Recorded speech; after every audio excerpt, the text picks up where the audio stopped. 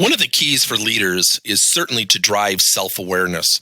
Now, during this iteration or this summary of activities that you can facilitate with your leaders to drive self-awareness, keep one thing in mind.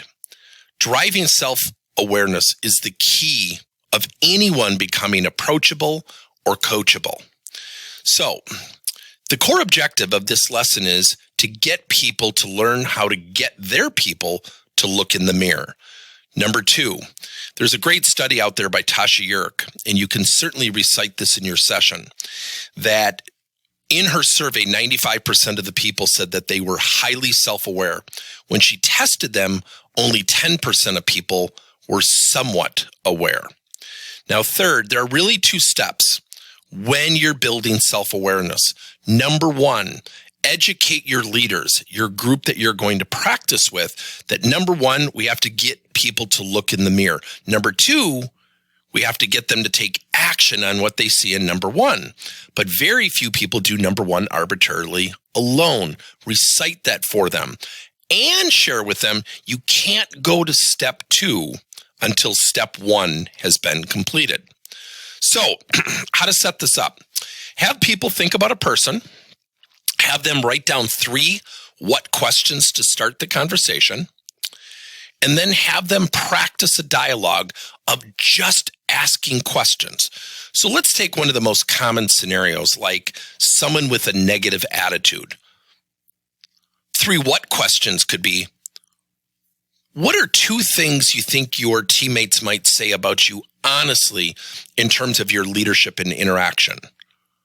Second question could be, what are 2 areas that from an energetic perspective, you have an opportunity to raise your game?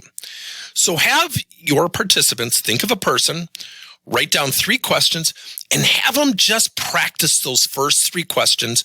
And the rule I would encourage you to deploy is to not offer advice until all 3 questions have been asked.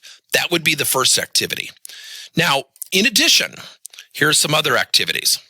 Have them identify a person, have them write down the 3 questions, and then have a second practice session where they practice the 3 what questions and then demonstrate active listening. Here's why.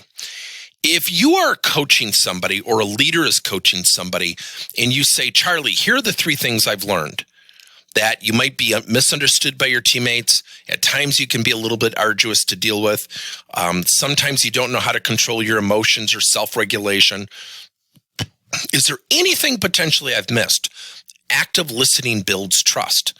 Now remember, this is about facilitating practice for your leaders from you to practice developing self-awareness. See, one of the most fundamental things that leaders want to do is tell someone with a negative attitude to cut it out and then assume they magically became positive.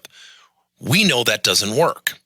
Next, have your people develop 2 activities to build awareness. You're sitting in a room or one-on-one with the leader, have them come up with 2 activities that build awareness, that get them to do step number 1, look in the mirror. Now, a following activity could be very, very helpful to suggest, such as a SWOT analysis, and put SWOT up on a whiteboard. Have the people look at the whiteboard. So when a leader does that, they're looking at the whiteboard. They're not in their mind necessarily answering the questions. So when you have somebody say, so Charlie, what are some of your strengths as it relates to teamwork? What are some of your weaknesses? Where do you feel like you have opportunities to raise your game? What are some threats to you of maintaining consistency as a great teammate? See, once you put that up on a whiteboard, what they're really looking at is a form of the mirror. That could be an activity that you could suggest and or practice in your practice sessions. And then develop a peer-based activity. So again, have your people in your room identify a person, have them write down 3 what questions, have them practice, maybe have them practice with active listening, then have them develop maybe 2 activities that build self-awareness, and then have them develop a peer-based activity where you could get people in groups of 2 or 3 and have them come up with the activities to build awareness. So again, I'm going to go right up the scale. Have them come up with 3 what questions together.